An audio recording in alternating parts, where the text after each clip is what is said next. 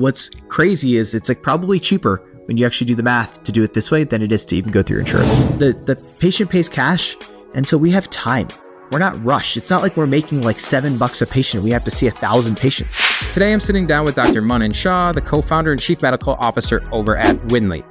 Dr. Shah is an ENT surgeon, and back in 2020, him and his cousin went through Y Combinator to create a new telehealth platform and direct care model for treating allergies. There are some concerns about taking a pill every day for the rest of your life. And so the other option that people don't even get told about oftentimes is immunotherapy. And this is this idea of desensitizing your body. We dig deep into what's wrong with the current way we treat allergies here in the United States and what Wyndly is doing to make a difference.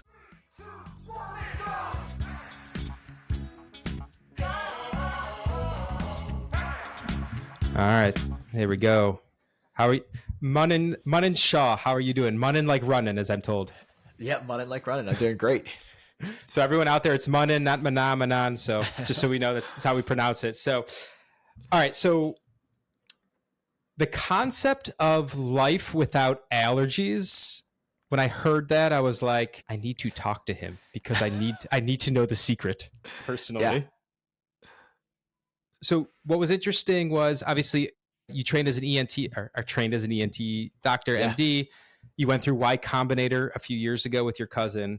And so this kind of concept of, combining telehealth with direct to consumer care in the allergy space and kind of this journey from doctor, founder, creator is very relevant for going direct. So I thought it'd be fun to have a conversation. Yeah, I'm excited. Thanks so much for having us. Of course. So let's start here. What's wrong with the way the current U.S. healthcare system treats allergies in the U.S. in your mind? Yes, I think the biggest thing is the current system treats the symptoms, not the cause. So to be a little more specific, when you have allergies, you are told by TV advertisements and in general, the drugstore at the grocery aisle that you should take antihistamines or Flonase or nasal sprays. And those medications are going to decrease your symptoms temporarily for 4 to 6 hours. But the majority of people do not even know that you can retrain your immune system to stop responding to your allergy triggers, and you can actually just have long-term relief. Okay, so it's really about retraining the immune system. Okay. Yeah. What is an allergy shot and how does it work? Yeah, so allergy shots are what we focus on, allergy drops, which is sublingual immunotherapy. The basic concept is it's desensitization.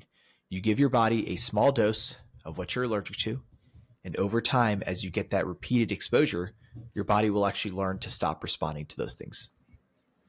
Okay. And we're going to dig into that. So when I say an allergy shot from a traditional sense, from my understanding, you go in and actually get a shot, right? Yes. Okay. So that's the traditional method. Okay. Yeah. All right. So let's drill into this because most folks don't know this, which is the difference between the traditional allergy shot and what you just mentioned is the sublingual immunotherapy, which is dig into, which is what you focus on. So let's break those two down just to kind of create a framing for the audience. Yeah. So essentially, there are 3 things you can do when you have allergies. And by allergies, I mean, you're exposed to a dog and you have runny nose, watery eye, sneezing, or tree pollen, or grass pollen, or dust mite, or mold is a big one. There's so many different things in our environment that can cause you to have runny nose, watery eyes, sneezing, itching, nasal congestion, fatigue, just all these like headaches, those kind of symptoms like cough, postnasal drip, these types of classic allergy symptoms. And typically what will happen is people will do one of 2 things. If you have a cat allergy, you can get rid of the cat, but that's really hard to do if your wife or partner likes them. If you have a dog allergy, you can avoid dogs. But if you have a pollen allergy to things in the environment, if you have a dust allergy or a mold allergy, it's going to be in the air no matter what you do. Unless you live in a bubble, you can't avoid it. So then you really have 2 options. The first option, which is the one I was telling you, is what people are most likely told, which is like, go take some pills, go take some sprays.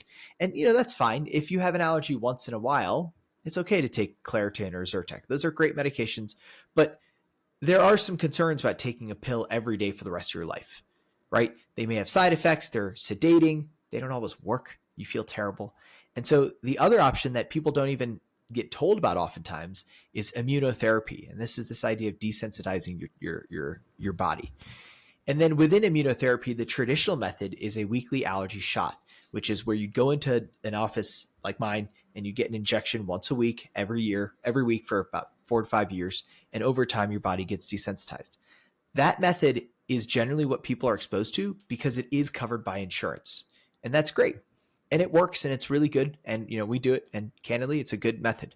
But there is a new method, and not even that new. It's from 2020, or sorry, from 2000, literally 25 years old. That is where you take the medication under your tongue at home. And that is markedly more convenient in our world today, where people can just take it from home under the tongue and they can go about with their day of life. They don't have to go to a doctor's office. They don't have to sit in my waiting room, read my old Time magazines, and wait for me to get them into the exam room. But because of our insurance system, which controls healthcare in the United States, the shot method is almost exclusively what people hear about if they've even heard about immunotherapy at all. Almost nobody hears about this idea of taking things under the tongue and feeling better from home. It's almost like a supplement. You literally take a drop under your tongue and you retrain your immune system. And so the reason that you only hear about it is because my colleagues are only paid to do the shot method. And so when you pay somebody to do something, that's what they end up doing. Sure. But what we decided is that is a silly reason, and that United Healthcare does not have to determine how I treat my patients. And so we went direct. We decided to start a cash pay practice where we could give patients the option, if it was something they were interested in, to get their immunotherapy sent straight to their house. And we would give them the allergy drops, the sublingual allergy tablets, so they could do it from home. And they wouldn't have to go in and get a weekly shot for 5 years, but they could live allergy free. And what's crazy is it's probably cheaper when you actually do the math to do it this way than it is to even go through insurance. Yeah. Can you kind of talk a little bit more about the origins of the sublingual immunotherapy, of how did it come to be and what actually is happening in the body, why under the tongue, and how what actually happens biologically? Yeah. So in somewhere in the 1980s, we started doing allergy. So allergy immunotherapy, this idea of desensitizing you someone, is super old. It's hundreds of years old. Farmers used to realize that if they took a little bit of hay and ate it, they would get less hay fever than if they didn't. And so this idea of exposure is super old. At some point, we started doing it via injections. And sometime in the 80s, those injections got sort of grandfathered in the FDA. And so that became the standard of care. But also in the 80s, as we were learning to do these allergy injections, I think something like 26 people died in England one year from allergy shots. And so a safety commission in England was like, man, there's got to be a better way. We can't be, and with allergy shots, that is a risk. You can have this thing called anaphylaxis. That's why it has to be done in an office where if you get that injection, you have to be observed to make sure you don't have a crazy reaction and die. And so a safety commission in England was like, there's got to be a different way. And so first they thought maybe we can have people inhale these things. I wonder if it's because of the 80s and people were inhaling a lot of stuff. But obviously when you inhale your allergens, you get these terrible allergy symptoms, right? It's going into your nose, you get runny nose, sneezing. And so somewhere along the lines, this idea happened of putting the allergen under the tongue. And that is a tried and true method. There are medications like nitroglycerin, which is a common medication. If anyone has heart attacks, they've been given nitroglycerin, or Zofran, which is a common medication for anti-nausea that every pregnant woman has probably had, where you put it on the tongue. There are blood vessels on the tongue and there's saliva, and it helps it absorb. And so in the 80s, they started researching this. In the 90s, it started becoming in vogue in Europe. And in 2000, the World Health Organization adopted this as a method to help with allergies. And candidly, in Europe and in England and in places where their healthcare system is more preventative, this is a common and sometimes the preferred treatment source. Because in Europe and England, where they have a nationalized healthcare system, they're trying to keep people out of the office, right? It's not like here where the doctor gets paid every time you go see them. There, it's just they're trying to lower costs. So sending something to someone's house and having them do it at home makes a ton of sense. In the early 2000s, it started coming to the United States, but it was only in academic centers. So Johns Hopkins had a great program in Baltimore. The Mayo Clinic has a program. Stanford has a program. Mass General has a program. But it was really only accessible at these academic university programs where the researchers weren't really worried about how much they were getting paid because they had grants. And then there are sublingual tablets, meaning there are basically tablet formations of this that are FDA approved. But again, because there's no real reimbursement for physicians, it just doesn't get utilized that often. You can prescribe it, but you have to understand the way the healthcare system is set up right now is for physicians to get reimbursement. Generally, we get the way the insurance companies tells us that we'll only pay you if the patient's in the office, and doctors, just like everyone else, they have to get paid if they want to keep their lights on and continue to take care of the community. And so when United Healthcare and Cigna and Aetna and all the big insurers are telling you this is what you're going to get paid for, it's sort of their way of saying, like, this is what we want you to do for your patients. But the sublingual method, basically, it's the same exposure. What happens is your body is exposed to something, it gets in your bloodstream, and it makes an antibody. And so then the next time, so effectively it makes like a blocking antibody is what we think. Now, of course, there are things we probably don't know, but the concept is when you're exposed to pollen, it binds to an antibody called IgE, or immunoglobulin E. And if for people who are listening, I'm kind of putting my hand up to pretend to be an antibody and another hand to pretend to be the pollen. And when the pollen hits the antibody and binds, it releases histamine, or IgE, and that is basically, histamine is what causes you to have immune reactions, right? Histamine is a vasodilator. It makes your blood vessels get bigger. It makes your nose get stuffy. It makes your eyes get runny. It makes you sneezy and watery eyes and all those things. The way that immunotherapy works is by giving yourself that exposure on a daily basis, you make these blocking antibodies. And so the next time the pollen comes, instead of the pollen binding to the IgE, which causes histamine release, the pollen binds to another antibody and histamine is never released. And so you don't have to take antihistamines or medications. Your body sort of blocks the reaction on its own. Now, this is similar in some ways to vaccines, but that word gets people really, I think vaccines have a really negative connotation in today's environment because they're from big pharma. Whereas with immunotherapy, you're literally just exposing yourself to the actual natural ingredient, right? It's literally just pollen and water, or dust mite, in water, or dander in water. So it's different than like the aluminum that people are concerned about in vaccines. So this concept has been around for hundreds of years. There's tons of data on it. It works. The American Academy of Otolaryngology published their clinical practice guidelines just in 2024, talking about how this works and how it's a good option for patients. But I think one of the worst things about our healthcare system is so much of it is driven by what insurance companies do and do not reimburse. And so what happens is if your insurance company doesn't reimburse it, it's hard to offer it to the average patient. And as a result, patients don't even know it exists. And so when I was in my residency, I wanted to do allergy shots. I wanted to get desensitized for cat because I have a terrible cat allergy.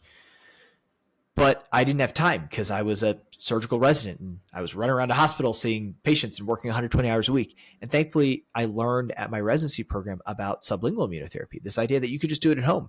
And so for me, because my wife likes cats and her parents had cats, I did it myself. And I was like, yeah, whatever, I'll pay cash. It's fine. It doesn't matter. I'd rather do this than take my time out. And then when I got out into clinical practice, it was just mind blowing to me that this wasn't being offered to patients. And so when I talk to people, I was like, I don't understand. Like, how come we're not giving this option that I use myself to everyone? And they're like, oh, the insurance doesn't cover it and patients can't pay for it. And I think initially in my career, I unfortunately believed that myth that like, if insurance doesn't cover it, patients don't want it. But I think what I started learning as I spent more time in healthcare is that people have super high deductible plans. Right? People have a $4,000 deductible. So even if the allergy shots are covered, they're still paying for it out of pocket. And so it just drove me nuts that this treatment that was so nice for me and so much easier for me was not being offered to patients. So we started offering it locally.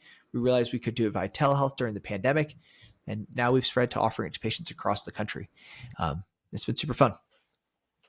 Okay. So with the sublingual immunotherapy, sublingual, yep.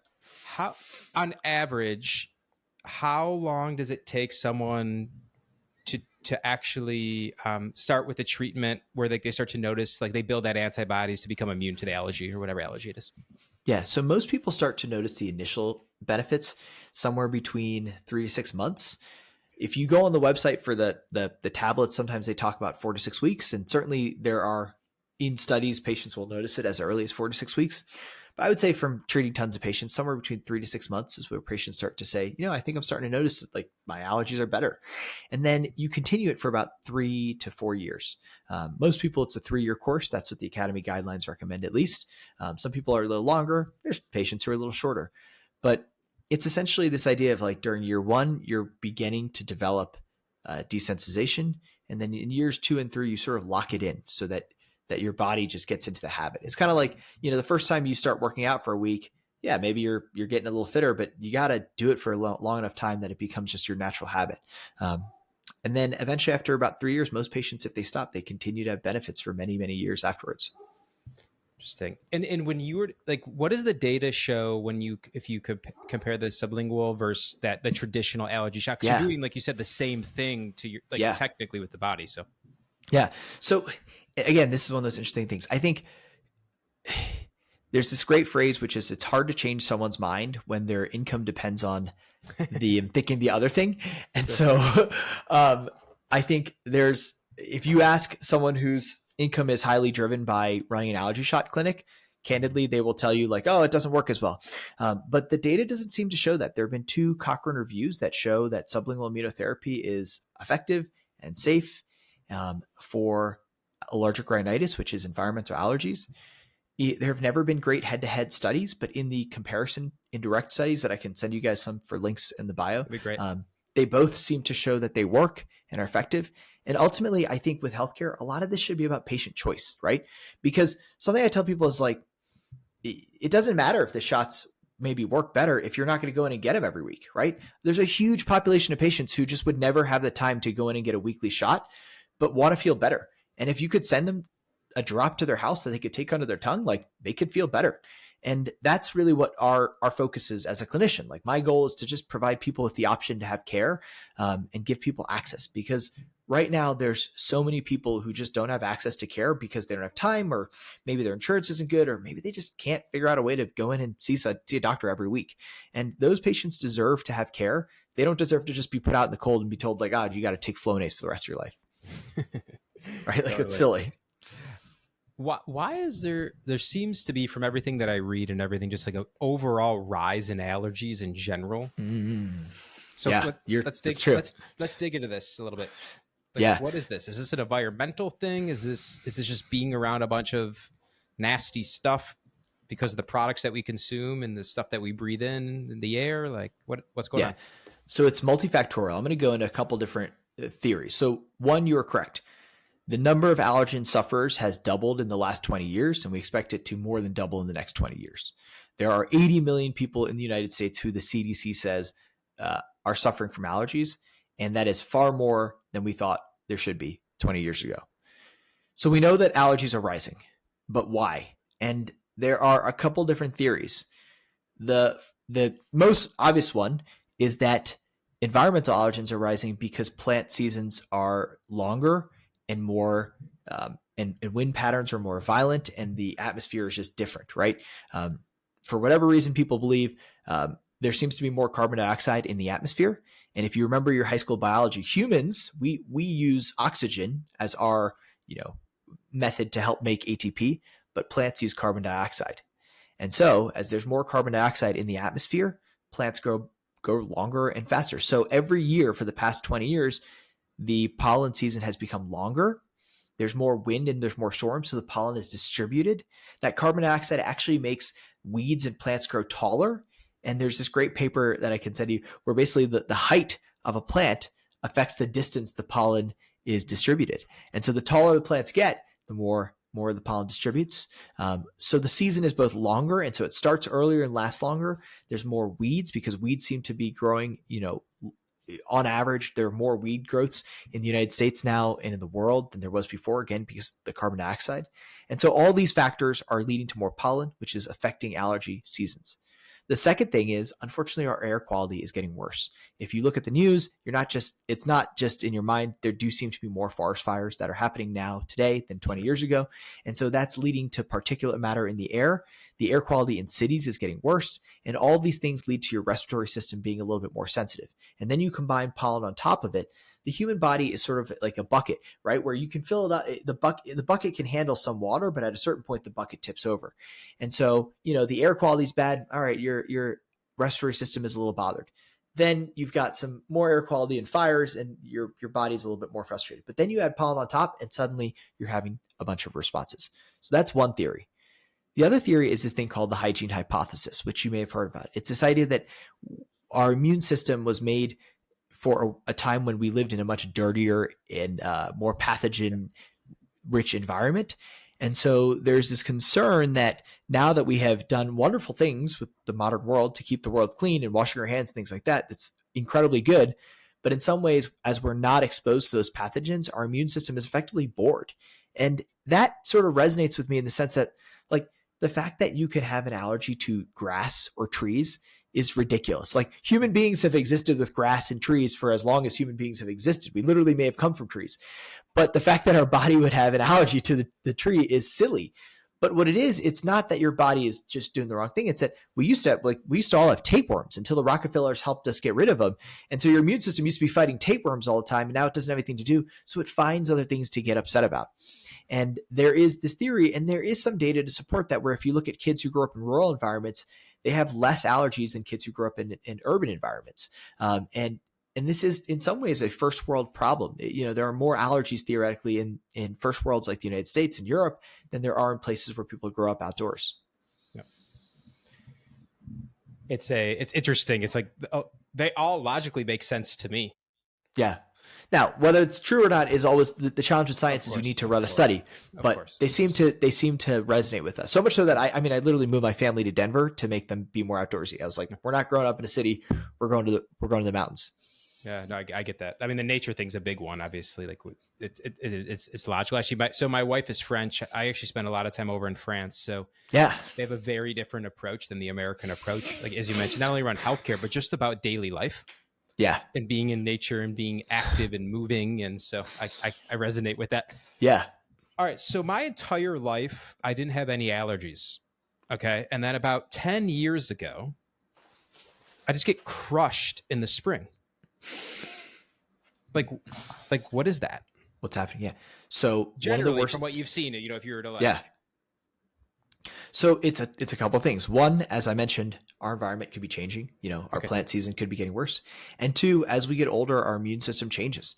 So, most people develop allergies when they're young, but we see patients who develop allergies throughout their entire life, like 30s, 40s, sometimes even 50s. Your body is changing, just like my hair is turning gray. Actually, now it's cut. You can't see it as much, but I used to have jet black hair, and now it's a little bit speckled with silver, right? Your immune system and your body changes with time. It looks good. It looks good. Thank you. I appreciate it. Yeah. But as you get older, everything changes. And so you just unfortunately changed. And it's silly because you're like, why is this happening? But as I said, there could be a multitude of reasons. All right, let's move over to kind of to Wyndly. Yeah. So I have a quote here from you saying you never intended to start a healthcare company, as you were just a practicing ENT. Yeah. So what happened? I'm sure I read that your cousin had something to do with it. So yeah. So my cousin he's a business guy, and he's my co-founder, and I think what sort of happened is I was so frustrated by this, like, it just like. I think as surgeons, we're always trying to solve problems. And I was so frustrated by this inefficiency that I sort of found in the market. I was like, there's this really cool treatment. It worked for me. And yet, like, it doesn't make sense for patients because it's not covered by insurance. There's got to be a way that we can, like, get to the scale where we can bring the cost down so everyone can get to it. And so I was just talking about it, and he's like, we can do this. Like, in a physical office, there's all these costs and there's all these other things that can make that you have to increase the cost, right? You come to my office, when we were just doing allergy drops in my office, we had to charge you a ton of money because we're accounting for the fact that, we have a rent and we have a front desk person, and, there's all these other costs that are involved. But what I think he realized is during the pandemic, people started becoming comfortable with telehealth. And he was like, using telehealth, we can expand this to the entire country, and we can get to the scale where you can drive the cost down so that every patient can have access to this care, even if it's not covered by insurance. And whereas, as an ENT, most of what I do, I have to look in your nose. I have to look in your ear. I have to look in your mouth. Allergy is a history-based diagnosis, right? I'm a board certified ENT, and I can tell you there's no nasal exam that you need to do for a cat allergy, right? There's no way I can look in your nose and be like, oh, you have a cat allergy. I can tell you have allergies, but ultimately I have to talk to you, and then we have to get tested. And so we realized we could do a really good history-based exam, and then we could help you get tested locally, or we could, send you to a local center, get you tested, and we could get your data, and then we could work together to figure out a treatment plan that works for you. And so this is just a really good disease for telehealth, right? There's some things that are not good for telehealth. Like I can't treat your ear infection over, like when they have these like virtual urgent cares, I'm like, how are they looking in someone's ear? They're not. They're just like giving out antibiotics willy nilly. But but allergy is just a disease that it just makes sense to do it via telehealth and give people access. And it's been really fun to talk to our patients. Like, we do really, really well in the Midwest of America because there are tons of people who live in the middle of the country, but young physician specialists want to live in big cities, right? They want to go to New York, they want to go to LA, but those people in the middle of the country, they deserve care too. And there may not be an allergist for 3 hours from them. So if you're a rural farmer in Kansas and there's not an allergist for 3 hours away, what are your options? Just deal with it? No, you can talk to us online and we can ship the care to your house. And if you're a farmer, your allergies like actually affect your work-life balance. And so it's been really fun for us to give access to people who don't have another option. No. And so it's just so the audience is clear how it works. So I'll just use myself as an example. Yeah. Like I go to the site. I assume you do some sort of diagnostic test or something at home. Is that right? And then so just walk us through the basic protocol. So let's say you're an allergy sufferer. We set you up with a consultation with a physician. We believe in actually talking to patients and having a doctor, right? There's some people who do this like via survey. I don't think that's the way healthcare should be. I think you should meet with a doctor. You should talk to them. You should learn from them. We make sure that this all makes sense to you. We talk you through the program. We talk you through the prices. We make sure your symptoms make sense, right? Because sometimes people think it's allergies and it's not. If it all makes sense, then we set you up with testing. There are home allergy test kits that we can send to your house. We can get you to a local lab and do Quest Lab. If you've had allergy testing at a local office, we can use those results. We work with you to meet you where you are. But the most important thing is we want to combine your history with some test results so that we can create a customized treatment plan for you.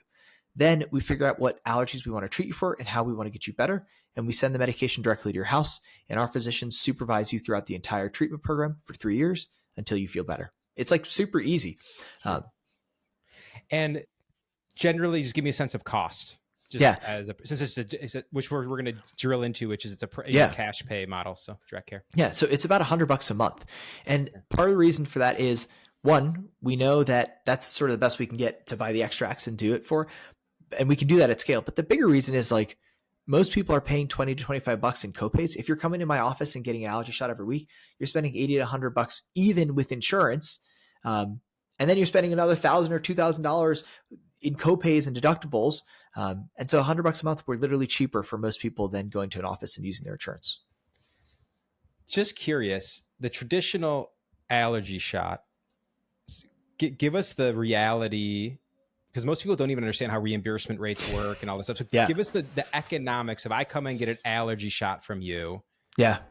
How much are you charging? Like how much are you getting reimbursed from the insurance company? Yeah. So I'll walk you through the economics. It's like such an interesting model. So traditionally, I think it was a really good model for physicians and for patients, right? Because your insurance used to cover it. And so you would get reimbursed between the order of $2,000 or $3,000, right? But your insurance would cover it. So for you, you'd be like, whatever, I paid my insurance and the insurance pays for it. What has happened now is your deductible's high. So you might be paying $3,000 out of pocket anyways, even though it's covered by insurance. And so you think you're getting, a good deal, but you're not. And some allergists have to charge you for the extract separately. So now you're paying out of pocket for the extract and then you're getting charged for the shots. And then again, it used to be really lucrative for physicians, but now what's happened is the cost of the extract has gone up so much that, you're like, man, I paid $3,000. That physician's going to go take that for his BMW. No, that's not true. He's paying for a staff member to sit there and watch you so you don't die. He's paying the rent for the space for you to sit in for 30 minutes to do it. He's paying for the extract, which goes up 4 to 5% every year. He's paying for the needles and supplies. He's paying for someone to fight with the insurance company, because even though he bills the insurance company, 50% of the insurance company denies it. And so what's happening is the margins for physicians are shrinking. And so the way they make up for it is by doing volume. And that's why, when I go see my doctor, I just feel like, man, I got 30 seconds of my doctor. And it's because they're being paid so little, they have to see 1,000 more patients to make the same living they used to make. And so I just had this moment where I was like, this model is just not going to work for the type of patient care I want to give. Right. That's why we just have to cut out all these middle people and directly connect with our patients. Because with us, the patient pays cash. And so we have time. We're not rushed. It's not like we're making $7 a patient. We have to see 1,000 patients. At Wyndly, we can actually talk to the patients. And so it's been so much more pleasant for me because I'm not rushed to see a patient. Like I can sit down for half an hour and just like talk to the patient and be like, how does this affect you? Is this real? Do you really have allergies? Is this what we actually want to be treating? Or do you have sinus infections? Tell me what's bothering you. And I get to do the thing I actually went to med school for, is like talk to human beings and try to solve their problems, versus sometimes in a traditional office, you have like 7 minutes with the patient and you got to like solve the problem, prescribe a medicine and run to the next patient. And the next patient is mad because you're late, but you had to just squish 1,000 people into that experience in a day just to meet your rent. Yeah, it's an ironic thing. It's kind of one of the themes of going direct that you just mentioned, which is like, how do we use technology to bring us back to what matters and actually bring back humanity, right? Yeah.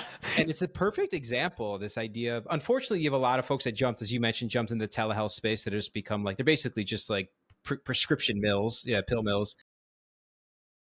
But I think just in conceptually what you're saying is like what the technology has enabled is this alternative form of care that actually allows you to spend time with your patients, which is right, which is great. So is it 100% like cash pay, direct care? Because I saw on the website it is reimbursable through some insurance companies. So I just wanted to get clarity there. Yeah. So if you have an HSA, right, you have a health savings account, you're able to pay for your care through your HSA account, or if you have an FSA or flexible spending. And so I would say a large portion of our patients will just put their FSA and HSA card down and then they can pay for it. So then it's literally is covered by their insurance. But we don't bill with the insurance companies because, again, at my physical office where we do take insurance, and we have to because I do head and neck cancer and thyroid cancer and like big surgeries. And I just haven't figured out the way to economically make that safe for my patients, where like it's just hard to pay for a neck dissection out of pocket. But in order for us to get paid for insurance, I have 3 people whose full-time job it is to try to actually have us get paid for the work we do. That's crazy. And half the time we submit like, hey, and they deny the claim, or they don't pay it, or they don't pay it for 6 to 8 months. It's candidly, it's a challenging business that I think people don't realize, like the physicians who are still in the game are doing it for the love of the game. They've done everything they can to make it a terrible experience for us. But if you like it, it's great. And for us, what's been nice is because Wyndly is like a practice where we're not worrying about insurance, it almost makes me less stressed about how much I need to make at my physical office. Cause I'm like, hey, like I've set an appropriate market rate for me where patients, if they're willing to pay us, we can make an appropriate rate and they can get good service. And so then when I go to my physical office, I'm like, I don't really care. Like I can just do this cancer dissection, which is what I love doing too. But if we don't get paid, like it'll work out the wash.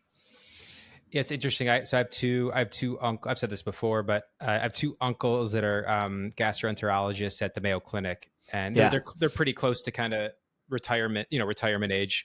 But it's been fascinating over the years, just speaking with them. And, and this is at one of the preeminent like research-based institutions in the US that always prided themselves on like patient-centered care. Right. And it's been fascinating to me just over the last, I would say, especially the last decade, where they're just exhausted, and they're just like, it just gets worse and worse. And this is what's supposed to be the preeminent research-based, one of the best research-based hospitals in the country. Right. Yeah. It's and it's unfortunate, it's like, it's because you could just see how it just takes the pleasure out of this experience. Yeah. Of like why they trained in the first place, and they were trained in the type of place they were trained at. Right. It was like very much of that experience and the ethos of it, Yeah. And I think that's just one of those things that at some point, physicians are going to start to wonder, like, why are there 15 people between me and my patient? Right. Why? Because traditionally you pay your doctor, they'd come by. And I think, there's the history of healthcare is nuanced and complicated, and we can get into it or we can kind of stay away from it. But I don't blame anyone, but I just think that like your healthcare should be between you and your physician, or you and your provider, and you should pay them and they should provide you good services. And having 15 people in between who like kind of transact and take a little bit of skim it bit off the top is really not leading to the outcomes I think we want. Yeah, man, this is the whole idea, right? It's like this, we live in a middleman economy. And I think what is, and I am just a full believer in this. It's just a matter of time before people realize this is in a lot of parts of our economy, which is what you were saying, which is when you get a system that has so much of that, so many of the middlemen skimming off the top and people, regulatory capture. But what ends up happening, which is fascinating, having a conversation with someone that operates on like, necks and noses and everything, and doing what you do. You're a physician, you're a surgeon, and now you've become a founder and CEO. And what is happening? It's the system that's making you Leave. not as a business person, just find a better way. Right. Yeah. So I think that's fascinating, where it's like, I just think it's a matter of time. I mean, it's going to be an uphill battle, but I just go back to the point should be to improve outcomes. And that's my thing with this. It's how do we move more towards the preventative side, but we've already discussed that. So just talk to us about kind of where Wyndly is today. You treat patients nationwide. How many doctors, how many patients per month approximately? Yeah. So we are thousands of patients. We have physicians we work with in every state. Okay. It's honestly been a really fun journey, right? So we started again, like I said, locally here in Colorado, then we expanded a couple states, and now we're in all 50. It's been a really fun experience because we partner with a physician almost in every state, or we have some physicians who have multiple state licenses. And, it's sort of fun as an allergist, like, I get to talk to them about like, oh, the allergens that happen in Florida are different than Colorado. And like what happens in like Washington is so different than what happens in Maryland. But I think the other thing that's really interesting is like realizing the different types of patients that want to use this type of service. As I said, like obviously the middle of the country is a great place for us because those patients don't have access.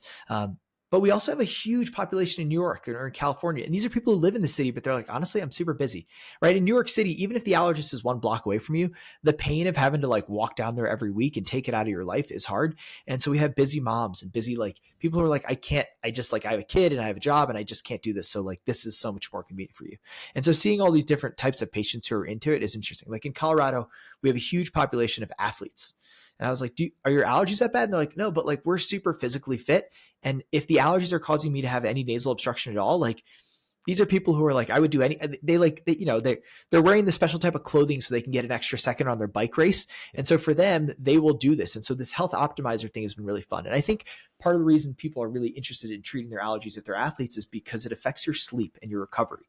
And I think people are beginning to realize the importance of nasal breathing and sleep. I mean, I've got my Whoop on.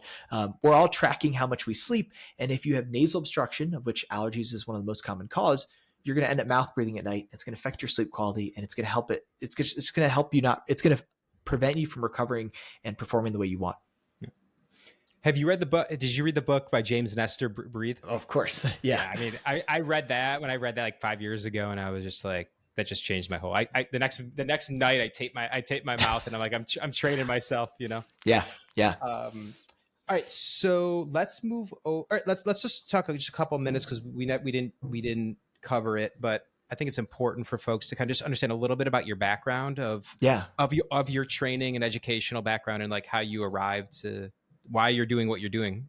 Yeah. So I'm an ear, nose, throat, head, neck surgeon. So just like everybody else, I went to undergraduate. I was actually a music major. And so I think maybe that helped me, with this idea of like thinking creatively. I spent a year working as a music producer in California, producing really bad pop music, but that's what you get paid to do. And then after that, I realized I was like, okay, this is not the industry of my dreams. And so I went back to medical school for 4 years. In med school, I did research on head and neck surgery and head and neck cancer. And then I took a year and did even more research on hearing, and obviously because I was a musician, on like hair cell biology in the cochlea.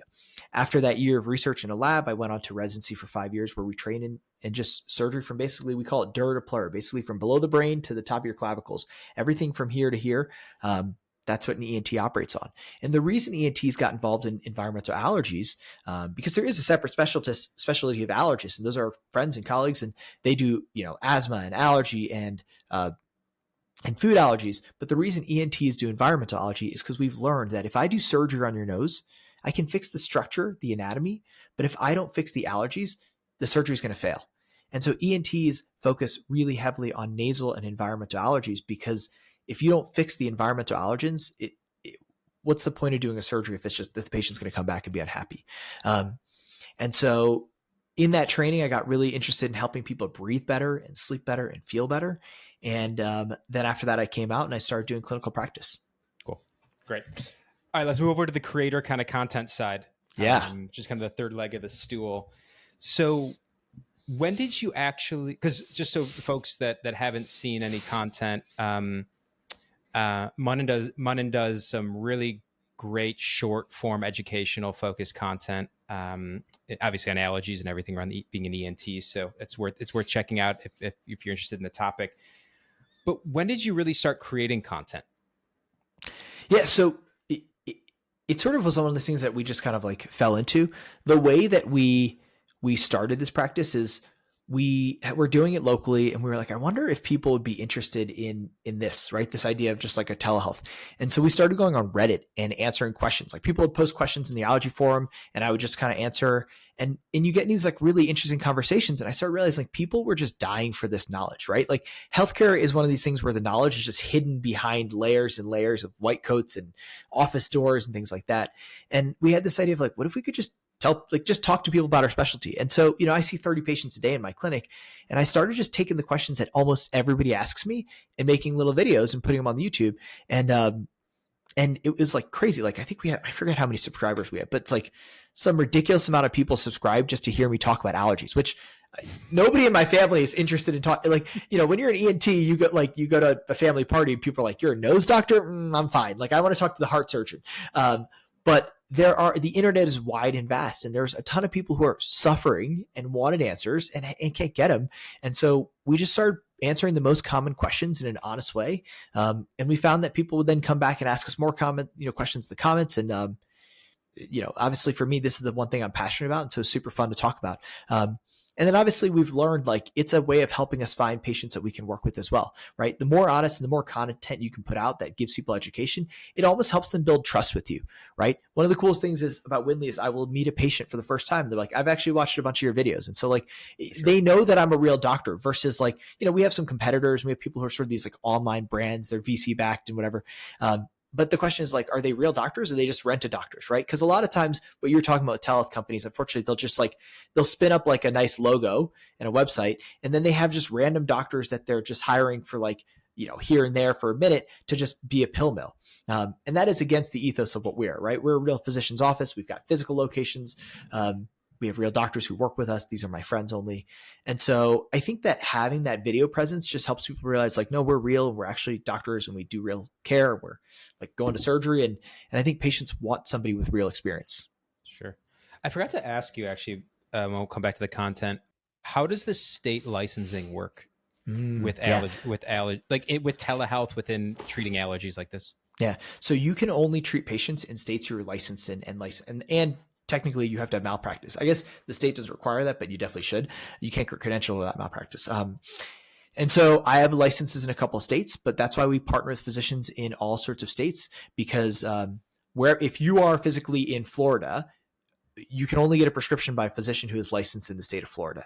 And so it's one of those like regulatory capture things. Cause it's funny. Cause like the reason I don't have 50 state licenses, cause each license is about $2,000. I don't want to spend $100,000 every year just to be in all 50 States.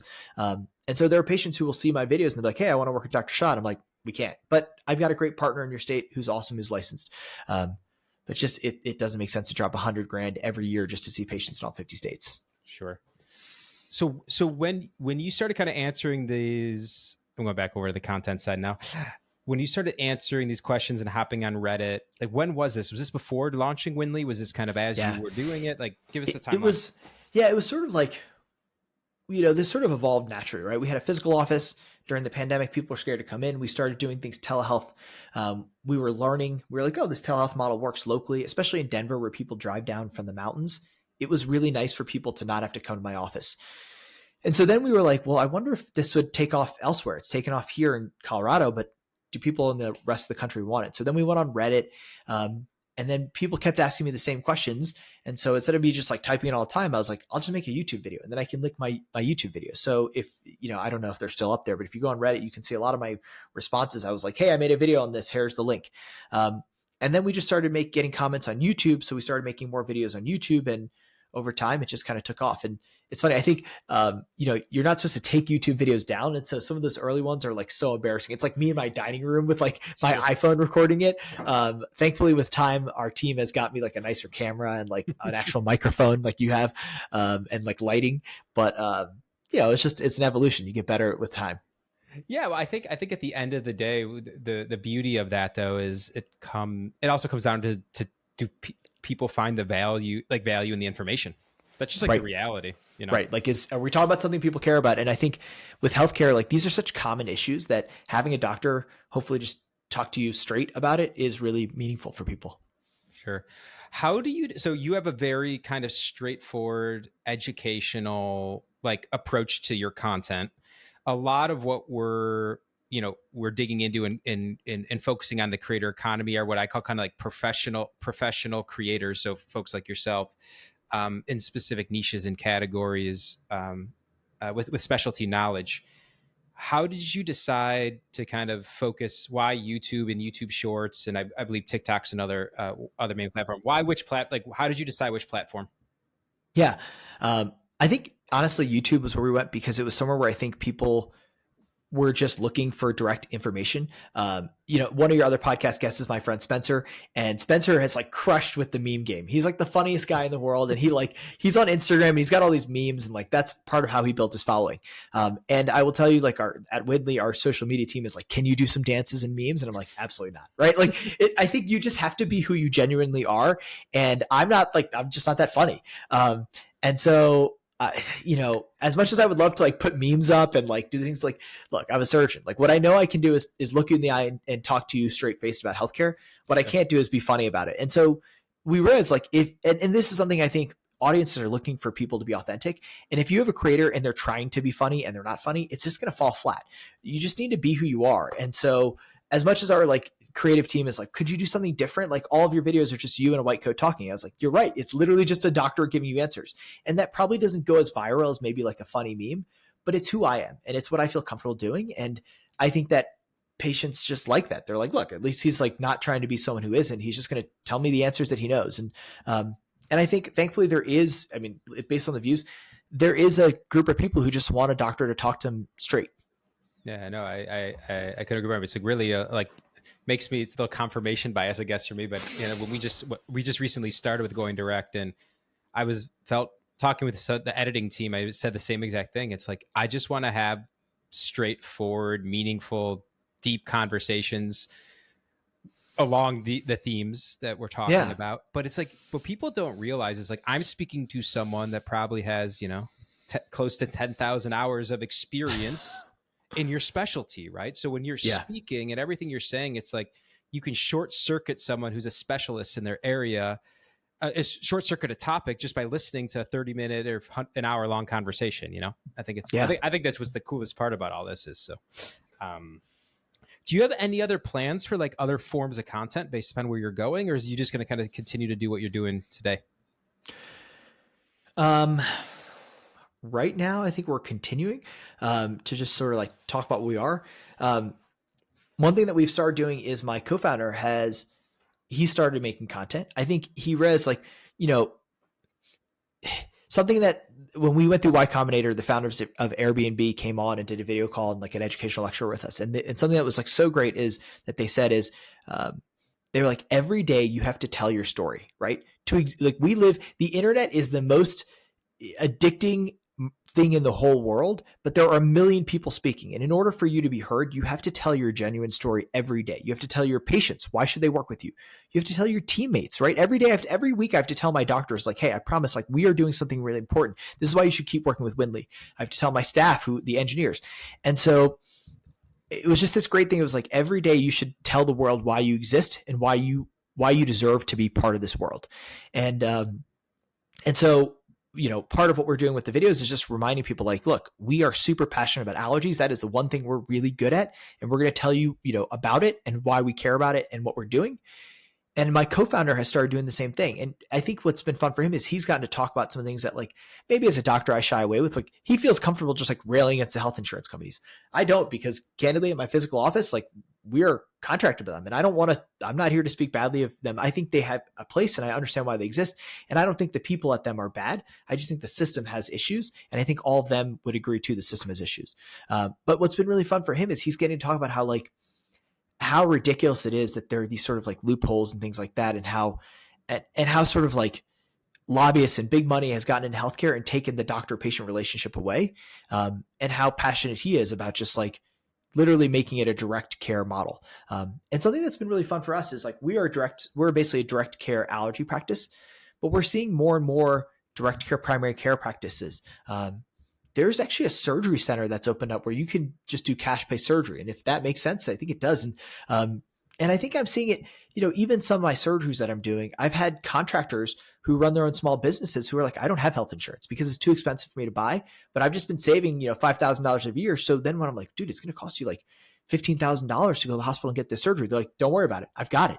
Because literally not paying that money into an insurance company every year, they've just built up a big, bank account. And so I think for me in healthcare, we sort of felt like pariahs when we went direct when this started. But now that I've opened my eyes and talked to more and more people, there are so many more direct care models, even in healthcare, that has been sort of exciting for me to realize. And so I think you're going to see more and more of those people making content and helping patients learn about it. Yeah, man, I love it 'cause it's like it's really the true decentralization of the economy and of care, right? And I just think that's so powerful because, like you said, if you have thousands of these dedicated physicians and really dedicated to high quality patient care and educating the patient, I mean, that's what's going to change. It's going to come from bottoms up. It's not coming from top down. That's for sure. It's not, yeah. And it's too hard. Yeah. No, you said it. I mean, it's the old Charlie Munger quote, right? Show me the incentive, I'll show you the outcome. It's that. Yeah. It's that straightforward. That's exactly what it is. Yeah. Do you consider yourself a doctor or a CEO or a creator? So technically, I'm not even the CEO of I consider myself a doctor, right? So at Wyndly, I'm the CMO, I'm the chief medical officer. Okay. To me, being a doctor is like, that's the heart of what I do, right? And candidly, that's what I wanted to do. I go to the OR every Friday. I do surgery. I go to the clinic on Mondays and Wednesdays. I am clinic at Wyndly, and I focus on the medicine. The content is something that I do just because what my team has convinced me is they're like, hey, this is a way of you getting to educate more patients, right? Part of what you get better at as you go on in your career as a physician is being able to explain complex topics in simple ways. And so that is what I do with my patients every day is I try to take something big like, hey, you have a tumor and I'm going to do this massive neck dissection and make it simple. It's like, there's something bad in your body. I'm going to remove it. Here are the risks. Here are the benefits. Does this make sense for you? And as you go on in your career as a physician, you get better and better at explaining things in a way that patients understand. And I think our team at Wyndly was like, if you've built these skills at communicating well, why wouldn't you share them with more people than just the people that walk into your office? And that's where the video idea is that's how it feels okay to me, is they're like the same thing you're saying to people in person. Now you can say it to 50 people. Yeah, for sure. So give me your average week. Because you're doing a mix instead of surgery, clinic, just so folks understand what your week looks like. Yeah. So I always tell people Wyndly is just an extension of our physical practice. It's just the same thing, but now it's scalable. And so, I'm in clinic, seeing patients, taking care of patients' nose, helping them breathe better. Then with Wyndly, I see some patients virtually. But what's been fun with Wyndly is now I'm helping manage this team of doctors. And so a lot of my work there is just making sure and checking and building systems so that the doctors are giving the type of care that I believe in and that is, high quality. And we've only hired people that I know and I'm friends with, but just helping enable the doctors, helping figure out what are their friction points? Oh man, the technology isn't working. Cool. Can our engineers build a better technology so our doctors can spend more time talking to the patients? And then, once a week, our creative team asks me to go on and film content. And so they'll just jump on a phone call with me because candidly, I'm not a creator. And I think if I told my Indian dad that I was a creator, he would lose his mind. But what they'll do is they'll jump on a call and be like, yeah, exactly. They'd be like, what? Absolutely not. That, doctor, engineer, lawyer. But what they'll do, and they're really good at, is they're like, tell me about some of the conversations you've had with patients this week. What were the questions that came up a bunch of times in clinic? What were the questions that came up in your Wyndly patients? Why don't we take some of those questions and distill them into a quick video? Because if those patients are asking them, so is everybody else. And then we'll just make some videos and our team takes care of it. And then I'm in the operating room, a couple times a week too, just doing surgery because some patients have more than just allergies. And so for me, this has been it's been a dream because I get to sort of practice at the top of my game. But I also get to take care of more patients than just the patients that can come in and see me directly. That's great. Okay. So you're doing surgery 2 days a week, clinic the remaining 2 days a week, and then 1 day content, more or less. Yeah. Okay. And do you do is it the surgery through a hospital system, university hospital system, or how does that work? Yeah. So we operate at surgery centers as well as hospitals, independent hospitals here. We do operate at the university sometimes too.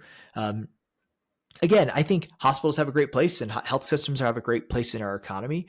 I think the question is always like, have we let them get too big? And that's a whole different thing. Yeah. But depending on where patients need to do surgery, we'll take them there. Our goal is always to find the place where it's the best for the patient. So if it's just like a day surgery, we do it at a surgery center. So you're not around sick people. If you need a cancer surgery, you got to get admitted overnight. Like we have to take you to a hospital. And so I think it just depends on the patient. Okay.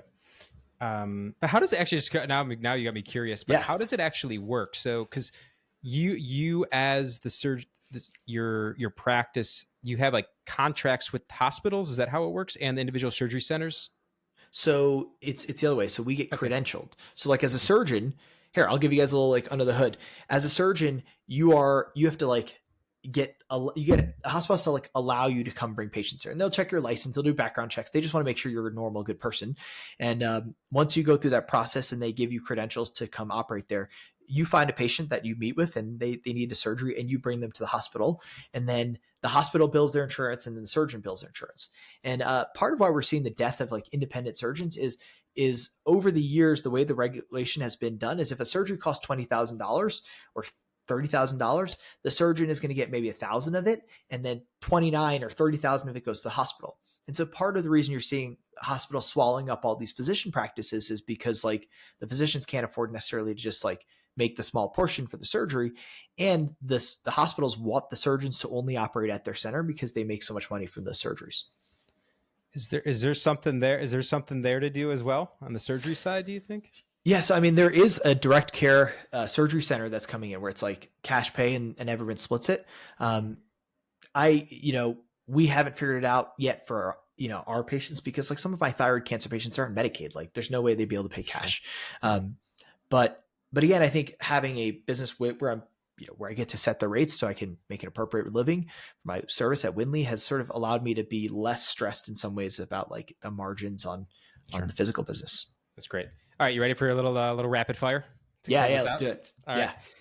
What's something about the way allergies are treated in this country that you would like to see die?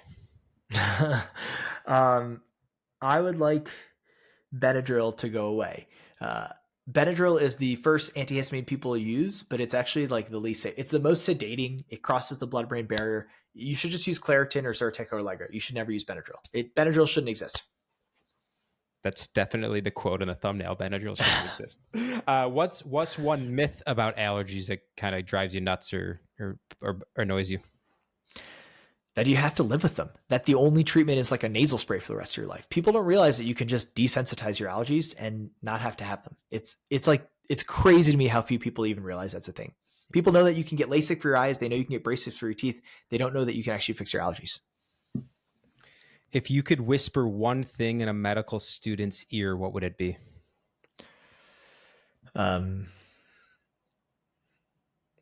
Make sure you enjoy talking to patients, because that is going to be the thing that you're doing the most of.